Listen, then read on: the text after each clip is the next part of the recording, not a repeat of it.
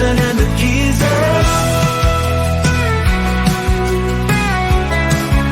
With Munson and the geezer.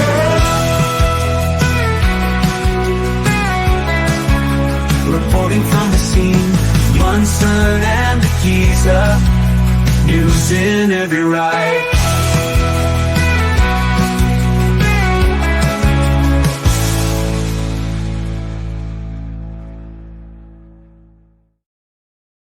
Yeah, good evening here in Portugal. Munson here and the geezer. How are you? Did you see that? What? You saw that little transition? I was looking at my other screen and I heard the music pause and I was like, boom.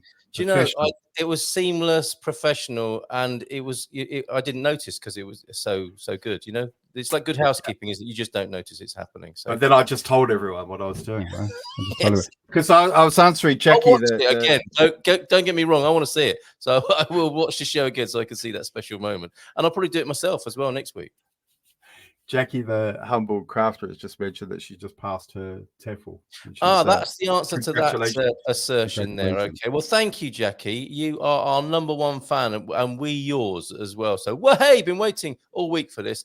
I got some fab news because of your inspiration on me. That's probably from you, Tony, rather than me. I have passed my TEFL. Thank you so much. So that is great news. Well done. That is awesome. And thank you so much. She says it was you that made me know I could do it. Fantastic.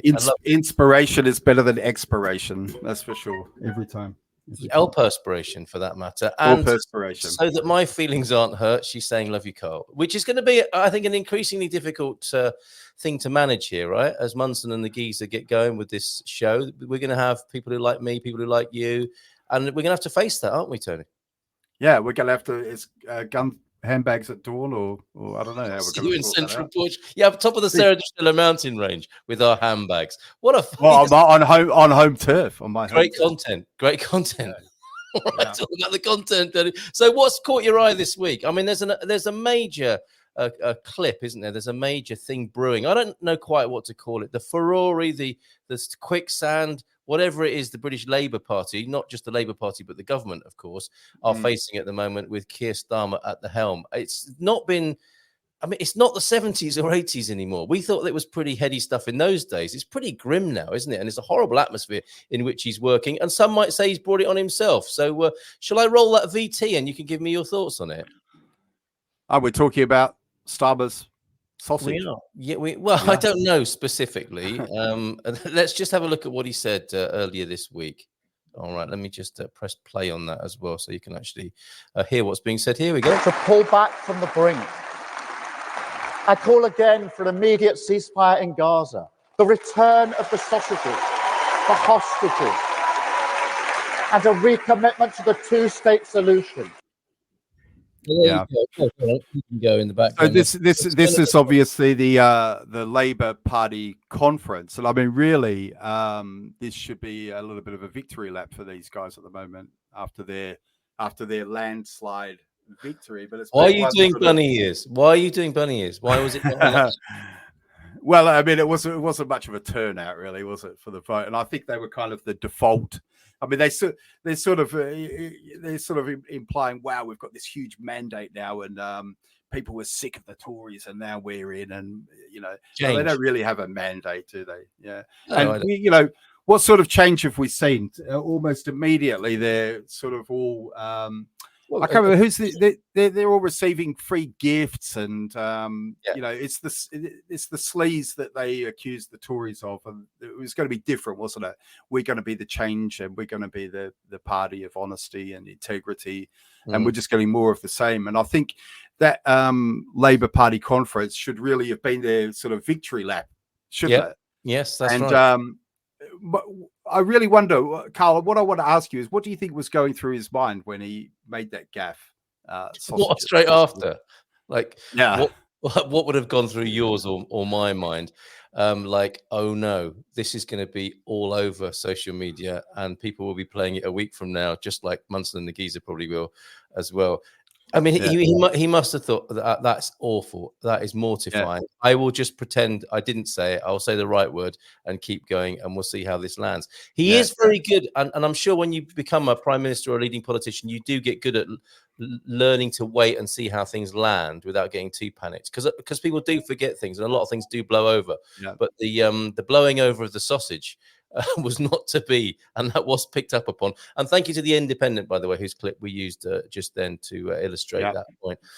For me, I think it's quite a useful distraction for him. If you do a little bit of digging around on X and Twitter, there are some serious rumors, libelous. I don't know if there's there's some scandalous rumors circulating, and it must be. Whether you like the guy or not, he is in serious political, not just political, he's in hot water in his life, in his very existence. It must be horrible to be him. I do have to say, personally, I don't have a lot of sympathy. I don't find him a pleasant character. And I thought, Tony Blair was really disgusting as a human being, and I think Keir Starmer may be made of similar stuff. I don't know for sure, and it doesn't matter either. It doesn't matter what I think about him. That's what I'm left with this week, is all of these things, all these accusations behind the scenes, not just about sausages and suits and specs, but much more serious and scandalous allegations are flying around. That horrible stuff about the open secrets in Westminster, the plebs are going to find out as well. We all know this in Westminster, but nobody else knows. All that stuff might be about to break for some reason or other.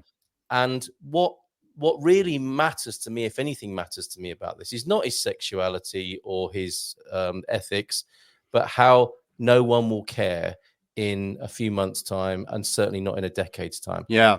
If human beings haven't been changed by holocausts and nuclear warfare on human beings and ongoing wars and tragedies, what's going to change them? I'm sick of scandal and outrage, and something else is required if we're going to be making this place a better place to live. And people's attention spans are that much shorter now, aren't they? But saying that he's in real trouble now. What's interesting to me, of course, is thinking about that. This is obviously when we're talking about the sleaze, like the gifts and all that kind of thing that's coming out, and then also the business with the apartment. This his donor's apartment where he's been staying. Yeah. So this is obviously coming from inside the party. These leaks, this information is obviously coming from inside the party. So there's people in his own party who want to see him gone. So there's definitely fractures in the Labour, huge fractures in the Labour Party already. So yeah. Okay, and we That's what's going on there. I just wanted to say I do have a theory about the sausages, which is okay, you're not done, are you? You're so not done. Well, no, because I want to. I've been known to make a gaffe or two in my time, Carl. Believe it or not, but I'll probably make scenarios. I'll probably make a gaffe. There's probably a link there somehow. Sorry, you sounded like you were about to make a confession about sausages. Is that true? Oh yeah, you didn't hear you just that just completely went over your head. Went over my head. Sorry, yes. My link. The link. There's a link. My goodness. Anyway, they were very good. They were. So I paused for you to laugh. So yes, I paused for you to laugh. I'm missing all of these cues. I'm missing the professional turn to camera and little links and cues. I'm so sorry. So my suspicion is that actually in the speech writing process, they'd already kind of said that as a little bit of a joke. Yeah. And it might have been something like, "Oh, imagine if you said sausages instead of hostages." Yeah. So then Starmer's probably spent the whole speech. I mean, that might be why he looked so constipated while he was speaking. Don't say it. Don't say sausages. Don't say sausages. Release the sausages. Oh. Yes, right. And then backstage afterwards, that scriptwriter and the team are waiting there, aren't they? He's going to fire us all. We are fired for making jokes about sausages, and he actually went ahead and said it. Yeah. Just like a real banger. A real banger it was. Yeah. I got that one. Have you finished? Link banger. We shall see. We've done first case scenario. Okay. Now, I wanted to quickly speak just while it's at top of mind. Yes, best time to do that. is a story that I put on the Posthaven site regarding Austria's Freedom Party. Oh yeah, very And good. I deliberately chose that headline. I mean, where was it from? CNN. So Yeah. Austria's Freedom Party secures first far-right national election win since World War II. So they're obviously trying to, Yes. tie the Freedom Party in with, a certain... The National Socialist Party. Yeah, so this is... I couldn't remember, but in my head it was going to be CNN or BBC, wasn't it?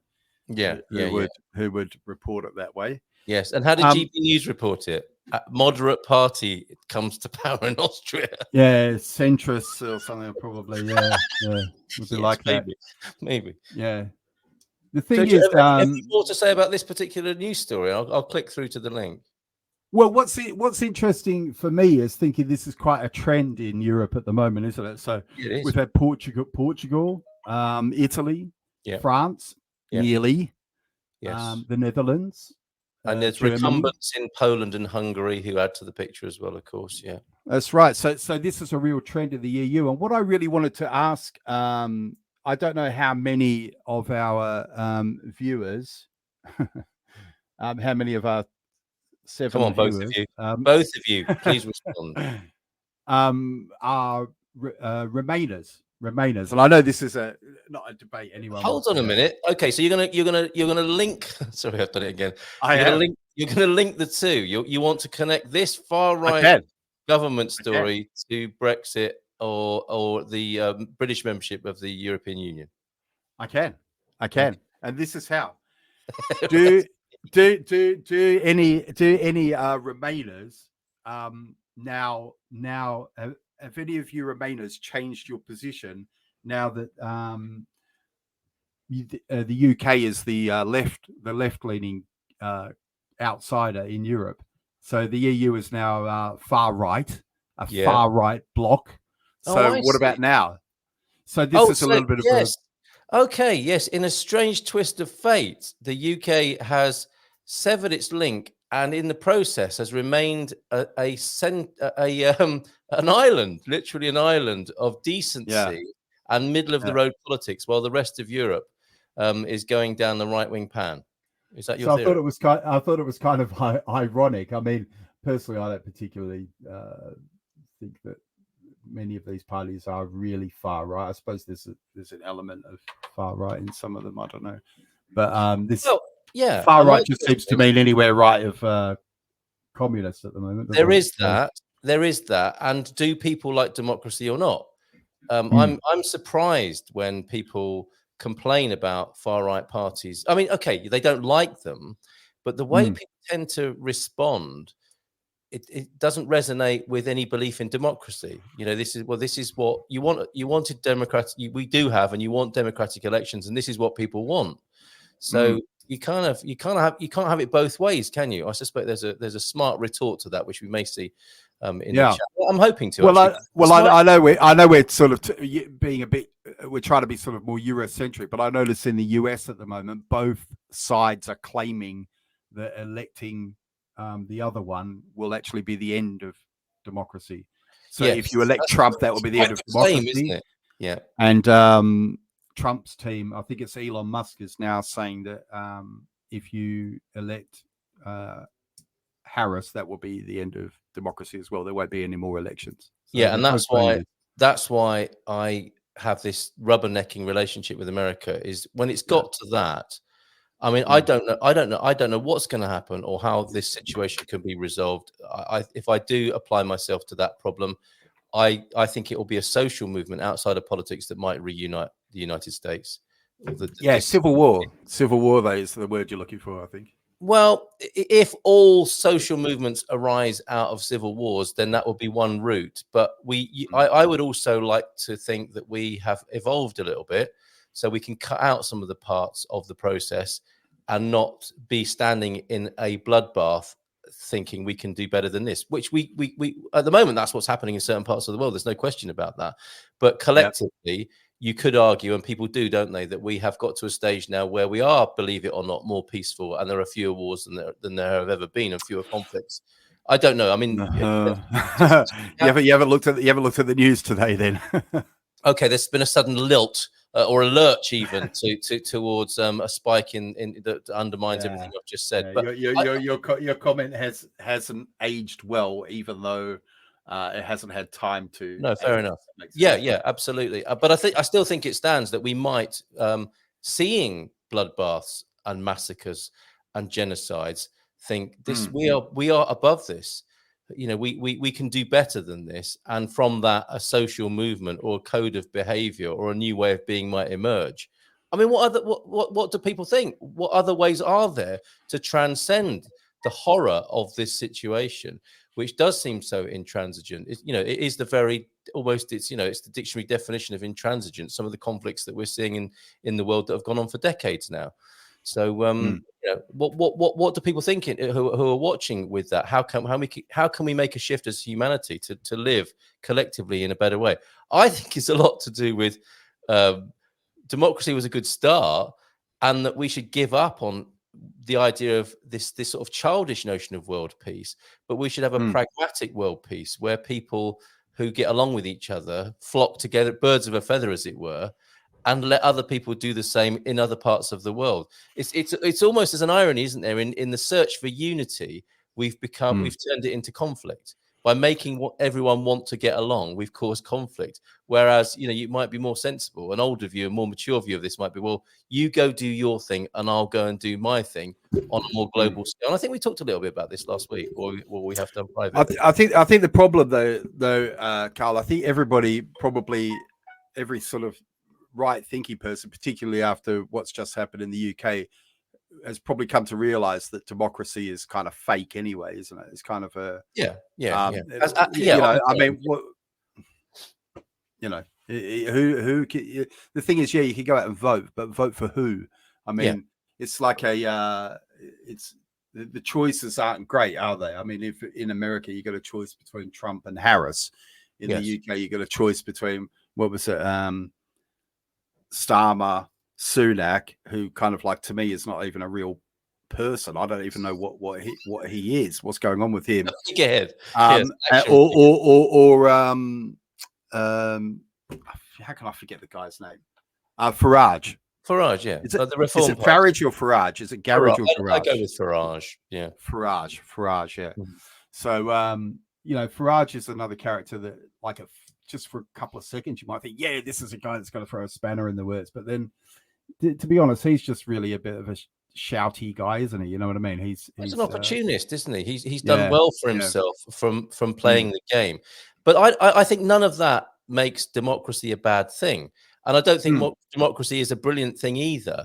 What's going on in the United States doesn't also make democracy a bad thing. It remains a useful principle for measurement to show how far you have slipped, doesn't it? So are we the worst side of democracy or the better side of democracy? And if you look around in the Western world, it would appear that the electoral systems have been evolved over time for personal aggrandizement and land grabbing in the widest possible sense for the better of those individuals involved in politics. Well, in a way, it's like Animal Farm was a warning against communism, wasn't it? Yeah. But what we see is that even with a veneer of democracy, the pigs still end up with their snouts in the trough at the top. Yes, they do. Which shows you that democracy is not working very well, and that we could do better. But I don't think that's a case for well, if it's not working, so let's do away with democracy.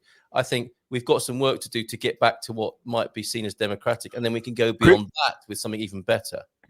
Crypto Strategist has made a very good point, and I mean, there are some great comments here. There are some great. Yeah, I mean, this is the point. I mean, David Lemmy, for example, at the UN the other day. I don't think we've put anything about that. It's my fault because I knew about it. I haven't put anything in Expat Euro News, but it was really interesting to see David Lemmy speaking at the UN so passionately the other day. Real kind of main character syndrome. Getting up, making this whole speech about he knows what's going on. He said, "I stand here" while he was sat in a chair. Yeah, that was just up there with sausages. But I mean, he is. I don't like to use the word I mean, I've often said when I hear people say, "Oh, Donald Trump is stupid" or "Joe Biden is stupid," I think that kind of makes you sound a bit stupid because they're obviously not stupid. You know what I mean? And they couldn't be where they are if they weren't intelligent in some way. But David Lemmy really does come across as quite thick, you know. And he stood up and he spoke all this about his lived experience as a black man and talked about slavery and things like that to a group of people who must have been going, why are you talking about this to us? Yes, yeah. Well, there is the Labour Party speech writing team does have a part to play in that. I think they've been blowing smoke up the orifices of their leadership, and they've been writing these magnificent speeches, which must sound great on paper and to a mirror, and then they come out and they just kind of drop, don't they, to the floor. And they don't get because they haven't got these people haven't got the charisma to deliver, though. You need more than just the words and a podium. It's also the experience. I mean, what is his portfolio? Isn't it a foreign secretary or something? He is David Lemmy. Yes, I believe so. I mean, it's just it's almost I almost stuttering trying to say the words that David Lemmy is the foreign secretary. Yes. Yeah. I mean, he's obviously got no clue about you know, anyway, I don't want to. Well, yes. What you have given us there is a new feature, possibly, that we can take forward with us called Up There with Sausages, which means a howler from a public figure, properly in politics, that's up on the level of confusing sausages and hostages. So we might carry that forward for next week. Who's that broadcaster who does that segment called Plank of the Week? That's Mike Graham from Talk Radio. Yeah, Mike Graham. Yeah, he had the concrete discussion, didn't he? With I was about to say he could have earned himself a place in his own planking. That was what was it? Concrete growth. Yeah, concrete does grow. There was a massive silence, wasn't there, as he tried to front it out with a 17-year-old environment. Yeah, it's like just say, hey, no, I made a mistake. That's ridiculous. Let's move on. Yes, he was trying to think, well, can I justify that in some way? Anyway, we might have that clip next week for the new feature on Expat Euro News, Up There with Sausages. Up there with sausages. It's got a nice ring to it. Okay, so let's go to the comments then. We've been ignoring you, and I apologise for that. I don't know what about your earlier question there, Doug. So please ask that. It escaped the screen, or it was asked somewhere else. Hello, guys. I'm here again. Any more politics and religion discussions? Well, we'll do religion. No, we don't do politics or religion on this show. Sorry. We wouldn't. It just causes far too much trouble. I wondered how Starmer thinks he could get a better deal from the EU. Yes, that's an interesting thread for discussion. Last I heard, it's a case of no membership, no access to the single market. The EU will just be as hostile to him. Well, we'll see about that. I am less worried about mispronunciation of a word that pertains to a faraway country of which we know little. I like that description, crypto strategist, and more concerned about the erasure of winter fuel payments to most of the elderly. What would be your solution to that, crypto strategist, apart from just give them the money? He won't do any better than the Tories as Prime Minister of non-member Brexit Britain. That sounds about right. Surely, Jackie, I just love listening to these two guys. Well, that's very nice. Basal 2025. Thank you for being here. What about Raina? She's a Primark gal. That's just a class-based put down, Dougie. That's lazy. Upon recent voting in UK, I'm a Primark guy. What are you on about? Primani. Do you call it Primani? Primani, yeah. I just ordered a bunch of stuff from Next. Next. You know Next? I do remember. It was my favorite store. They're kind of teenager. Are they a little bit above Primark though? I think so. I would like to think so. Yeah. Based on my earlier life choices, yes, I think so. It's the white chinos, isn't it? And a Next man has white chinos, maybe some boating shoes, and a casually knotted sweater around his shoulders. That's you, Tony. Mondeo man. All of these. Come back to the ones you want to pick up on, but I want to share these because we've got a chatty crowd tonight. Upon recent voting in UK, as choice was a liar or another liar or another liar, that looks like a toad. So I stayed and didn't vote and kept my kettle in good company. Starmer is Blair minus the charisma. I mean, what an awful review that is. I agree with that. I actually liked Blair at first. Did you? I mean, I was really taken in by that whole Mondeo man. I thought, he's talking to me. Really, I was taken in, and then he just, oh God, like when you got to see. Like when you really got to see his face when he was being like really weaselly and lying, and you got to know And his how his evil eyes he glow was. red. Yeah. Yeah, and how they kind of like every now and again, his eyes went Yeah, like yeah. extra eyelids and the tongue. Yeah, he should be locked up. The UK has middle of the road politics. Oh, this is in response to you with all the far right activity in Europe. I think you were making the point that dear old UK, I was going to say England, but let's go with England for a moment, with its Spitfires and the sound of leather on willow and the smell of real ale in pubs on a Sunday afternoon. Oh no, you're talking about that English culture that doesn't exist. I am, and how that is a bastion of true centrism and middle of the road fairness. The right wing trend in Europe, says Doug, isn't about the fact that people are veering right. It's because the left have been ignoring and cancelling everyone who isn't left. That's not a bad assessment, is it, Tony? Yeah, I think it's pretty much spot on. Actually. Yeah. And are you suggesting segregation, Carl? Well, not with buses and camps and that sort of segregation. I'm talking we are segregated. We flock together in interest groups and social stratas, don't we? I'm talking about a natural occurrence of that, Doug. A live and let live, which I think live and let live leads naturally to a kind of segregation, but not an active segregation. It's like, why do we always have to have politicians to come in and say, you over there and you over there? It's not necessary. I think this happens quite naturally. And multiculturalism and equality. It's interesting to see how Doug might have me down as a multiculturalism and equality ideologue, but I'm not sure if that's what he's actually saying. I think the ones in the UK voted for Brexit are those who don't like working and expecting all benefits from the government. The ones who voted for Brexit, then blaming foreigners for taking up their jobs. Lamy, thanks for that, to Basal. Lamy is the Foreign Secretary and is unfortunately representing the UK to the world. Crypto strategist is not a fan. And T-Duck is here now. Now we're in trouble. I'll vote for free chocolate only if it includes free coffee. I think a deal has been done. Oh, and beer as well.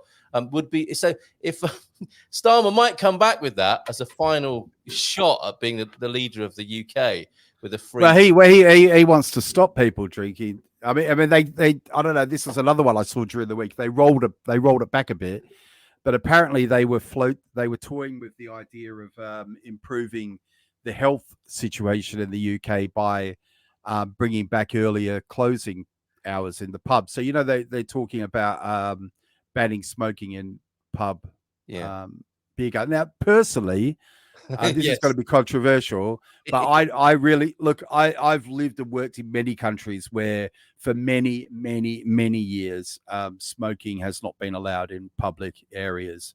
And personally, I think it's a great thing, and it hasn't stopped. It hasn't stopped businesses, if that makes sense. Yeah, thank you, Lord Ali. Yes, I was trying to remember that, Jackie. But what they're talking about is possibly even reducing drinking hours generally. To stop people from drinking. And this is something that I actually suggested. I wonder if anyone in the comments will agree with me here, but I thought that a big part of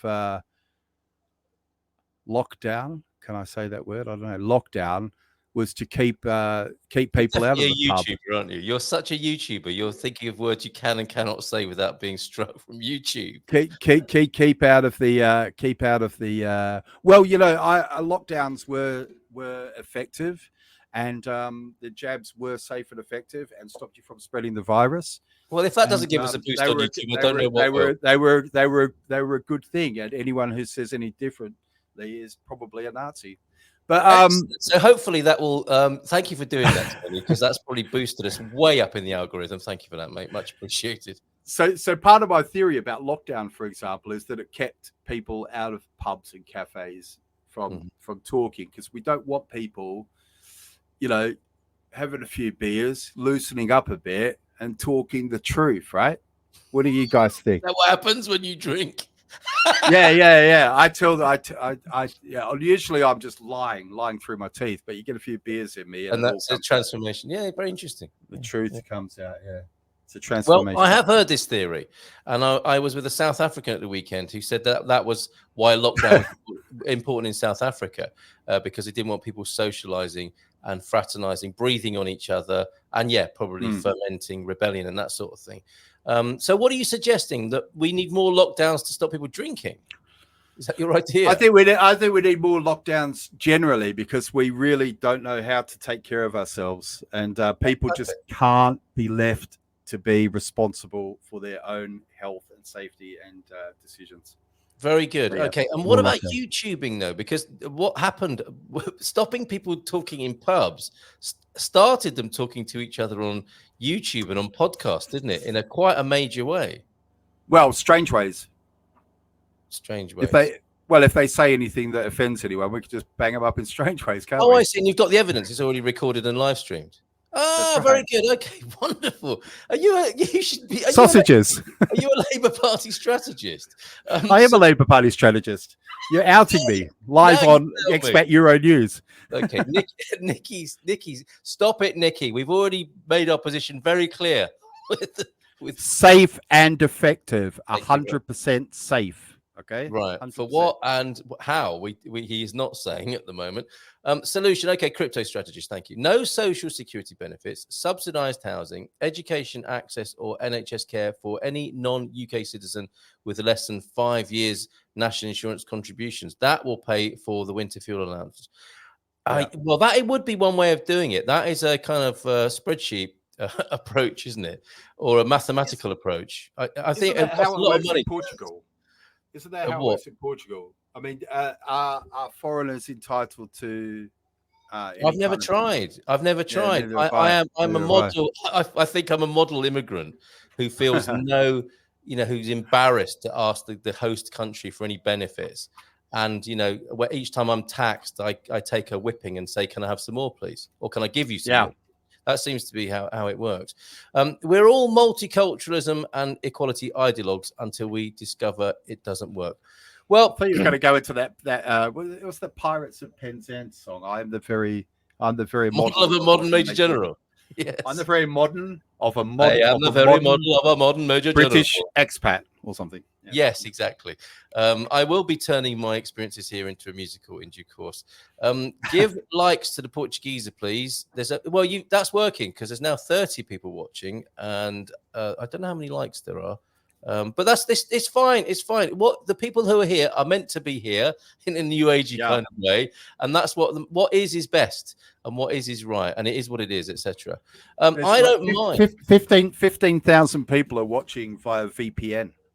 Apparently. Exactly, because the sort of people who watch this a lot of them are privacy types of people, so you will not see their massive imprint or evidence on the screen here. I don't mind the smoking ban as long as they also ban perfume. Does that bother you, Tony? T-Duck, I think, is talking about how other people's perfumes and aftershaves get up his nose, literally, in every sense. Yeah, it's a good point because, the reality is lots of things bother me, but I don't really want them banned. There is. So I suppose everyone has their thing, don't they? Everyone has their thing. Yeah. Well, I think I've said to you before, it irks me when I'm sat in a cafe and someone comes to get their bread rolls and leaves their diesel engine running outside, which is very common. But as much as it annoys me, I don't want it banned. It really is very common. Very common. It is. In what in the British? I don't know. What way do you mean it, Carl? I mean it's utterly vulgar. It's vulgar. It's vulgar. Yeah, and prevalent prevalent as well. Okay, Pedro Silva. I arrived late, but I'm here and I'm already pushing the like button. Thank you. We felt that, Pedro. Suddenly there are less people watching. No, you've done that. Stop pushing the like button. Okay. Yeah. COVID was a psyop. What do we do with that, Tony? I don't know. I've never really understood what this means, psyop. Right. Psychological operation. Yes. A manipulation of people's attention, consciousness, and minds, basically, to have them behave in a certain way. It was a bit extreme, though, wasn't it, really, as far as psyops go? Well, I don't think this statement is extreme enough. If you look at it a different way, the whole political environment is a psyop, isn't it? It's all about manipulating people's perception and attention. So it's all a psyop, isn't it, really? I mean, it's all a psyop, yeah. I think it's all a big psyop. Okay. We're psyoping. We're psyoping right now. In our own little way, we are, aren't we? In our own little way, yeah. Yeah, and I think what goes with that and what's important about that is intention and agenda. So should we go for some full on authenticity and transparency. Can I just say one thing, just to respond to Douglas, because I really like his comment there, and it's actually takes me back to something you said. I can't remember what we were talking about, but we were saying it's funny that the government seems to pick and choose what aspects of our safety it's concerned about. So, for example, it's very worried about tooth caries, isn't it? You know, that's why it puts fluoride in the water, and it's very worried about us dying in traffic accidents and direct access to sunlight. So it's worried about us. But I mean, because I was speaking to my sons about this the other day, and I was saying it's interesting because I think if I was the government and I was worried about people's health genuinely, then I would ban sugar. Right. Okay. You know, because where you look at well, yeah, I'm not saying I would ban it, but I mean, if I was the government and I was the banning regulatory nannying type, then sugar seems to be the thing that's killing the most people. Yeah. So why are other things that maybe aren't kind of regulated? So you got to look at what's happening, what's in it. Yeah. Well, whenever I've suggested something similar to this, it suddenly occurs to me that let's not give the government ideas, because what you say makes complete sense. Yeah, this could be our discussion next month. Starmer's latest idea. Where did he get it? We might be in a source of inspiration to the script writing and policy team here. Yeah, he's in Lord Ali's house now behind his VPN. Lord Ali is. Yes, it looks like Lord Ali's watching. It was actually Keir Starmer watching. So let's not give them ideas. Let's figure this out for ourselves. And you know, do you eat sugar? I've tried my best to cut out sugar as best as you can, but it's almost impossible. I mean, sugar is in bread, it's in just everything now. So any processed food now, but I don't add sugar to anything. No, but any processed food now has got sugar in. Yes, or poison. Yes, you know. Yeah. Well, I when you said I would be banning sugar, if you're a politician, you would first be having to have an uncomfortable conversation at a weekend retreat with a major donor from the sugar industry, wouldn't you? Saying, look, it's over, I'm afraid. I love these weekends. I love the research funds and the hospitality that comes so that we can consider this issue and whether it is the right thing to do for the British or any other national public. But I'm afraid I'm going to have to sever my ties with you, as profitable, valuable and pleasant as they are, because I can't inflict this on people any longer. That's right. It's like this, Alan. No politician ever. I've decided that the sugar guy is going to be called Alan Sugar. The guy who makes aspartame is offering me more money. So well, now it's sounding familiar, and which brings me to something that was put to me yesterday, which is to do with this argument that we're seeing at the moment. If we can send money abroad, this is especially applicable, I think, to the United States. So people at the moment who are struggling with the hurricane situation and their lives have been devastated are bitter, quite rightly and understandably, by aid money going to Ukraine to support Israel and to go to Taiwan, for example. And what was pointed out by somebody yesterday, and that had never occurred to me before, that is what makes the American way of life in a strange sort of way. You have to send money abroad such that those dollars can be spent on American products, often arms, which boosts the American economy and keeps the American economy and cost of living the way it is. That's a horrible, and it sounds true and right to me, but that is a horrible proposition, is it not? Yeah, that's interesting what you're saying, because I know we might bring it back to Euro news in a minute, but it's world news from a European perspective, Tony. But I just wanted to say this was one of the things I thought about when it came to Brexit.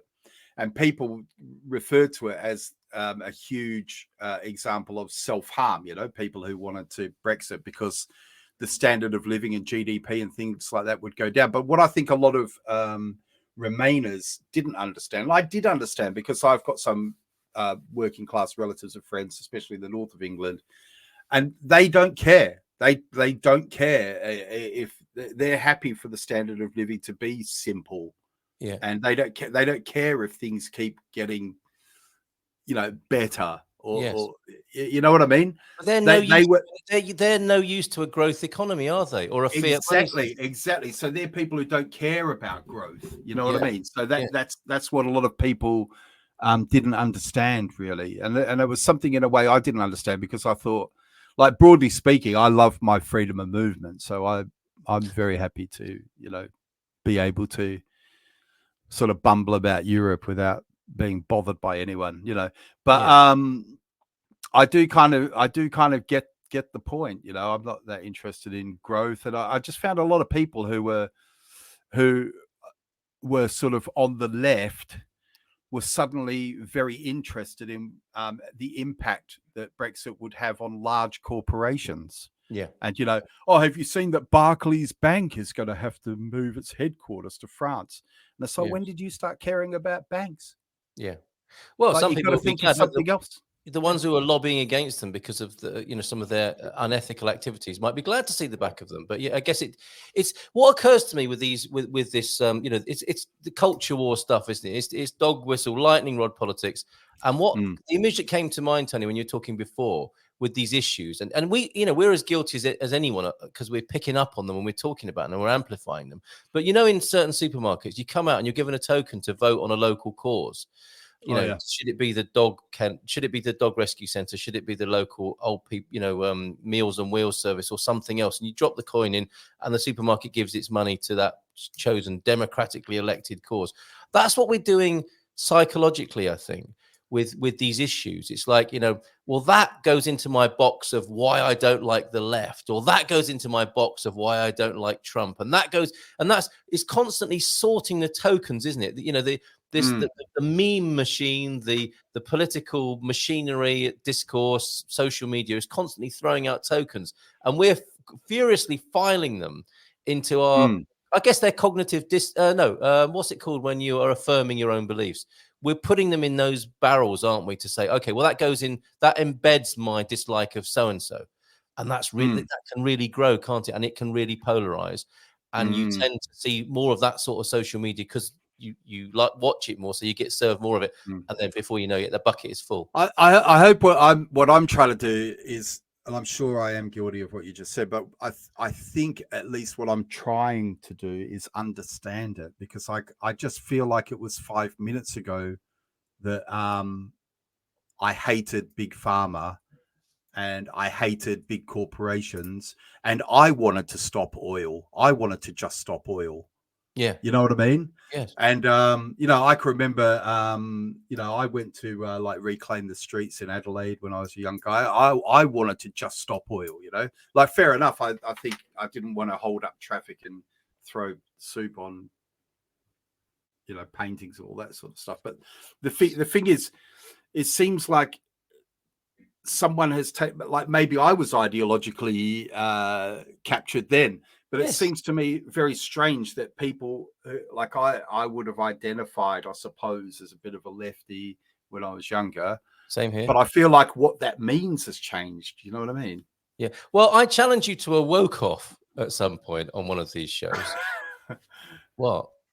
Yeah. Well, you know, I'm not going to. I don't know. I'm not offering to woke you off. I've told you before. I have some pretty extreme views. You know. Well, I think, but did you believe that sexual intercourse was essentially violence? And did you read Andrea Dworkin books as a frustrated and anxious youth? Yeah. Well, I also think that was going to be my my trump cards. Pardon the use of the word. Yeah. Well, I did actually. We're going way. You're a feminist. There. But I did actually go through. I remember I tried to experiment when I was younger, like maybe in my early 20s, and I was sort of reading all that sort of stuff. And I tried to experiment because I was a bit of a player. Yeah, I was a real player. I was a barman, and I was like, you know what I mean? Yeah. Anyway, man about town. I was young, you know. Yes. And the thing is, I tried experimenting that with girls. I'd say, you know, do you mind if I kiss you? For example, I tried all this kind of stuff, like asking permission and not being that guy. Tried consent. Yeah, and many girls were just like, what are you talking about? If you want to kiss me, just kiss me. Yeah. You know what I mean? Kiss me, you fool. So So I didn't have very good experiences with that. Trying to be that kind of guy. Your weekend of being a feminist just didn't work very well. Yeah, that one time, that one time I tried it, I'm like, bugger that for. Yes, I'm going back to my old player ways on Monday. Right, more definitely up for a woke off though. If you are, and we can play woke trumps. Who was wokest as a youngster? But listen to this, Carl. Coming back to the Euro news.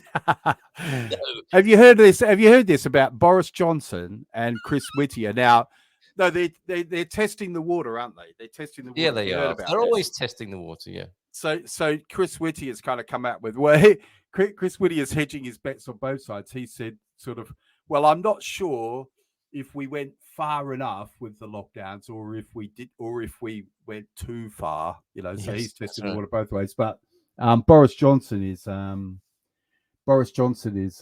he's really going for it. He's saying, no, I'm not sure about medieval lockdowns. Did he really say that? Or is that GB News putting some words in it? Did he really say medieval lockdowns? Yeah, he would. We know he would try anything.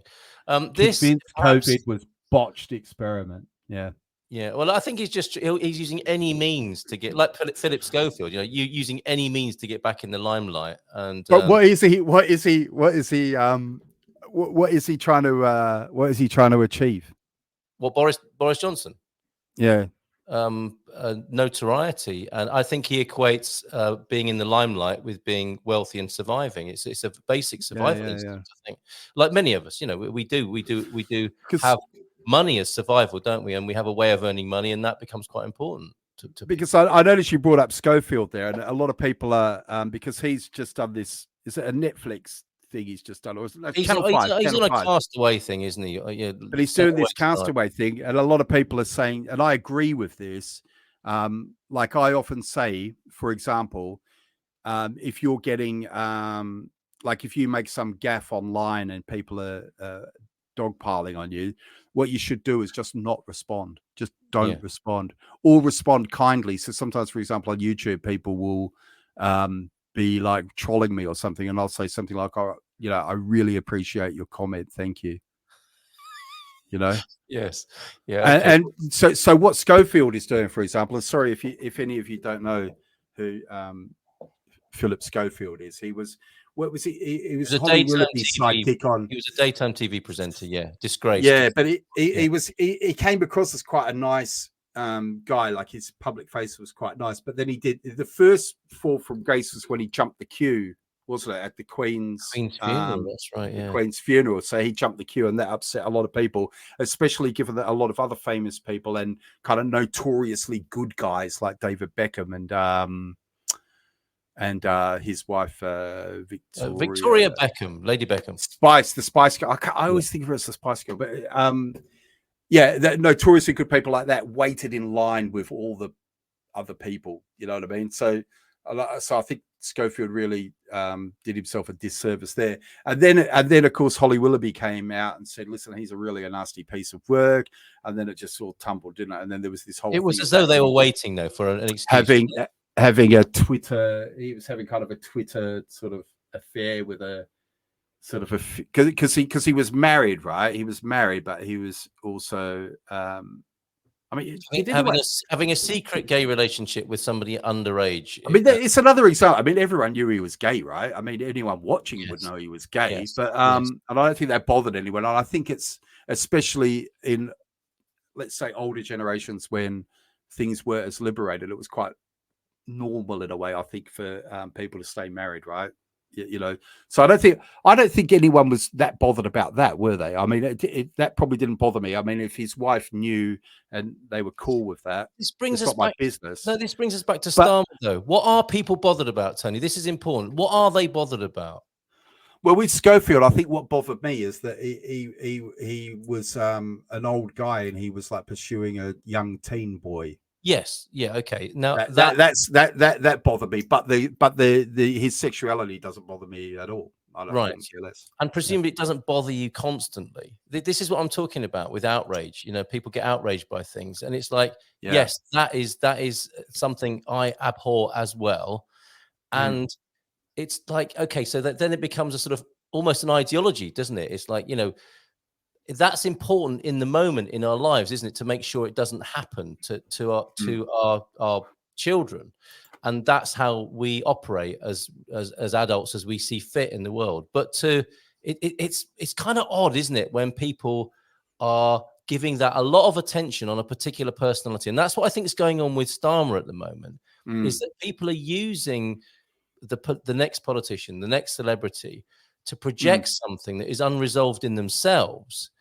And that's what needs looking at, is the reaction inside ourselves is the thing where we get the best value, rather than just keep chucking tokens in the you hate this, that, or the other personal situation. And it's like, it is useful to see why you're being triggered, but it's not useful to be constantly triggered by the next thing and the next thing and the next celebrity and then what they did and what they did. I just think that's like, hopefully we can get beyond that, and we can get some better value from why it is people seem to be so upset all the time at the moment.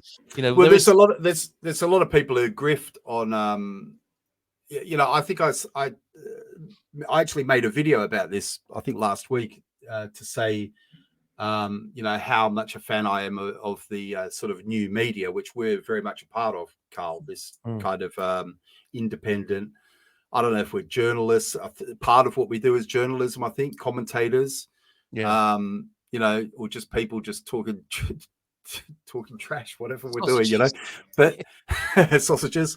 But I was thinking that even in this space, there's still a lot of grifters, right? There's still a lot of, you know, hustlers who are trying to create this drama.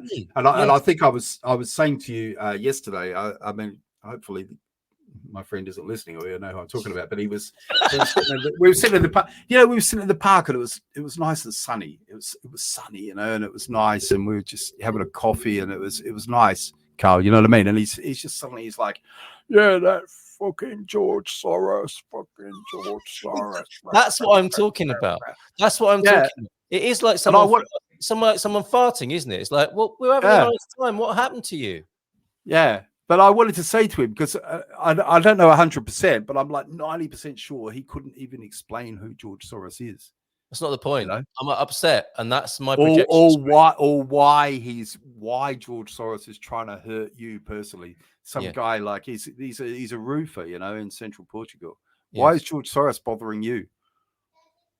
It's the principle. It's a principle, but it's so weird, right? I just think it's so. Hey, see that? There's a meme about that happening. All you needed there was a maid. Yeah, you needed a maid to run in and drag him off. You know, maid, where are you? Where's your maid? Where's my maid? Maid, get in here. I will not be bothered by children. Present Louise. He's calling you, Louise. He's calling you. He's calling you his maid. We got him live on. We got him live on air, calling you a maid, Louise. Don't tell her that, please. I'm going to erase all the. I'm going to get my PR team and my policy team to erase all the live stream recordings. Right, we have a few more comments, and I think in the remaining minutes we should maybe read them and share them, and they can be our carry forwards. Because Lynn said something about mushrooms ages ago. Thank you, Lynn, for being here tonight. I didn't acknowledge you earlier. And T-Duck said this as well, which is probably one of the best comments of the evening. But both of my parents voted Democrat last election. That never happened when they were alive. There you go. On a more serious note, and there is a Portuguese connection here, some might say as well, from Keep It Simple Stupid. Good evening to you. Thanks for being here as well. Some Americans are linking the catastrophe that they are experiencing in America at the moment to lithium-rich areas. There are these coincidences that occur, aren't there? Which Kiss says was coincidentally also, there you go, with the story with the recent Portugal fires. Noted there. Keep it simple, stupid. One thing. Can I just quickly say? I know we're going through the comments, and I agree with you, but I just very, very quickly want to make this comment about lithium. Yes. Is that I also worry that there's a little bit of NIMBYism there, okay? Because, and I'll tell you why. Because my understanding is that much of the lithium that we use in a lot of our devices like phones and just generally batteries and all that comes from places in North Africa where child labor is used extensively. So what I would like to throw out there, and I know this is going to trigger loads of people, but I just want you just to at least have it in your mind that perhaps what we're saying is we don't want lithium mined in our bit. Yeah. We want it mined by little black kids. Yes, there is a part of it is that, but we don't get to choose. That's, I think, a frustration people feel. I do. I mean, how I see the lithium extraction in Portugal is I don't have a say in that. If a lithium extraction company wants to take hold of a mountain, they probably will. And it's not a great feeling, is it? We're not involved in the process. Except as consumers, which you could say, well, we are part of the collective karma of it. But you're quite able to feel bad about the film you see of young children mine, or people of all ages, but in the most disgusting conditions, mining for lithium. You're quite at liberty to feel awful about that whilst you're using your phone, but you're not at liberty to be involved in the processes. Well, I guess you are in a way. I mean, you could go and study and become a a metallurgist and start a new mining extraction concept to do it. But you see what I mean? It's easy to feel bad about these things, but it's much more difficult to feel good about them and have some constructive part in the change. Well, maybe there is a clean. I'm not saying there's a perfectly clean way of doing it, but maybe there's a cleaner way of doing it. Right. And just to say, it's funny because Jackie came up, and I've met Jackie, and she's an awesome person. And I don't mean to single you out in particular, Jackie, here, but earlier you said you're not a feminist, and in a way, this is sort of what I'm talking about, is this kind of black and white thinking, and I completely understand why you said that, Jackie. But for example, I consider myself to be a feminist. I don't consider myself to be a radical new feminist. Does that make sense? Yes. Yeah. So for example, with lithium mining, maybe because I'm sure there are benefits to lithium mining in Portugal.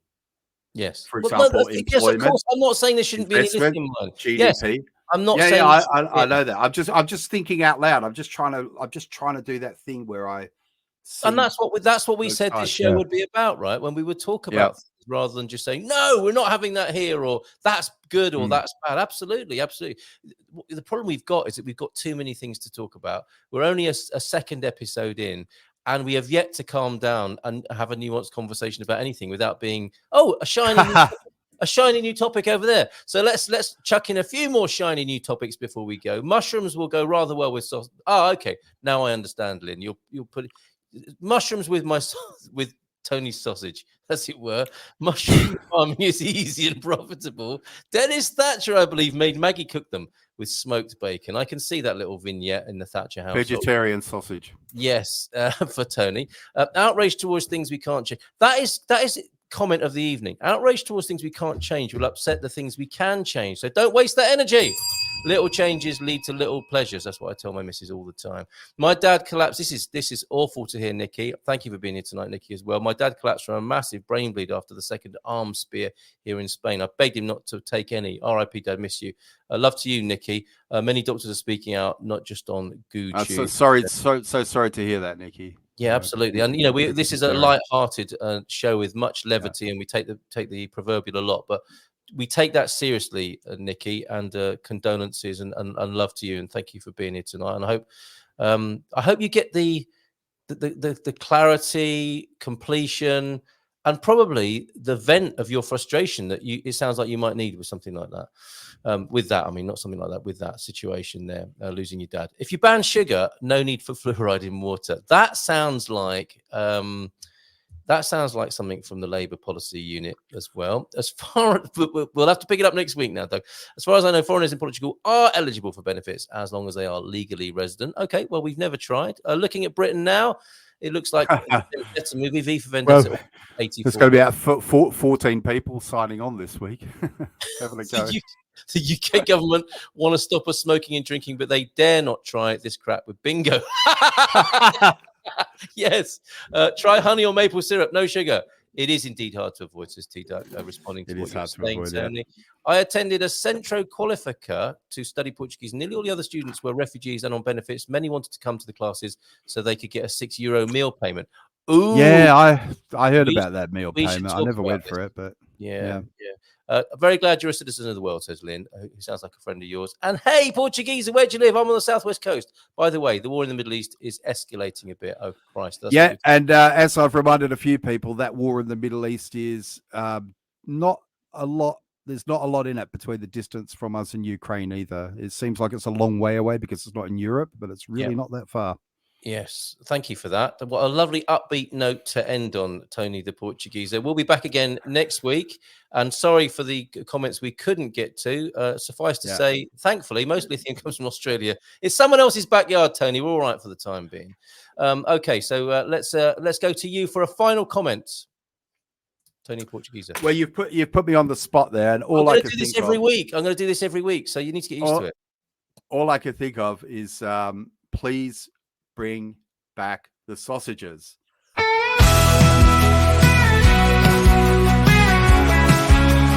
Munson and the geezer.